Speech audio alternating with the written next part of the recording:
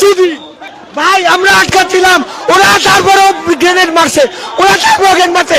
জুলাই আন্দোলন আপনারা দেখতে পাচ্ছেন পুলিশ মোহর সাউন্ড গ্রেনেড করছে, পুরো এলাকা উত্তাল হয়ে উঠছে।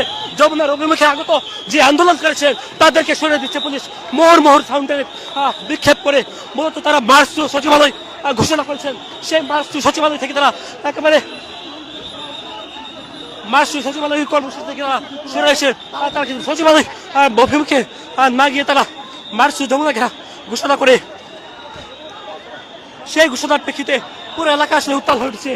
আইন শৃঙ্খলা বাহিনী পাশাপাশি এখানে আমরা দেখছি বইটার যে শিক্ষার্থী ছিলেন তাদের মধ্যে একেবারে মুখোমুখি অবস্থান বলা ছিল।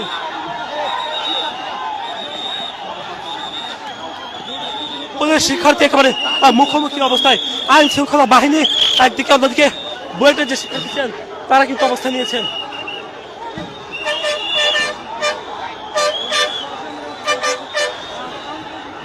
আইন শৃঙ্খলা বাহিনী পিছিয়ে আসছেন এবং অন্যদিকে শিক্ষার্থীরা কিন্তু ধীরে ধীরে এগিয়ে আসছেন।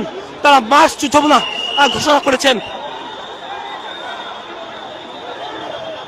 মূলত তারা যে 3 দফা দাবি আদায়ের লক্ষ্যে গতকাল থেকে আন্দোলন করছিলেন, সেই আন্দোলনের অংশ হিসেবে আজকে তারা মার্চ টু যমুনা ঘোষণা করে সেটির অংশ হিসেবে তারা আজকে শাহবাগ থেকে তারা দেশের বিভিন্ন প্রান্ত থেকে আগত যে শিক্ষার্থীরা তারা আচমকা তাদের কর্মসূচি পরিবর্তন করে তারা তাদের যে আলটিমেটাম ছিল দুপুরে 1টা পর্যন্ত, সেই দুপুরে 1টা তাদের কর্মসূচি তাদের আলটিমেটাম সমাপ্ত হয়ে যাওয়ার পর তারা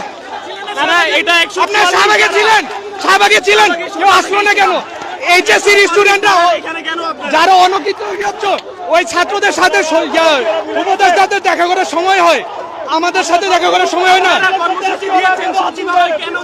আমরা যমুনায় আসতেছি কেন, কি উপদেষ্টারা কেন আমাদের সেই দেখা করতেছে না? তাহলে আমাদের সেই দেখা করতেছে না কেন? সেই দেখা করতেছে না কেন? হ্যাঁ, এটা আপনারা কথা বলেন বড় ভাইদের সাথে। যেভাবে আক্রমণ করতেছে এটা কি ধরনের ব্যাপার? ওরা শিক্ষার্থীরা ধীরে ধীরে আবারও এগিয়ে চলছে, পুলিশকে ভুয়া স্লোগান দিয়ে তারা ধীরে ধীরে এগিয়ে চলছে।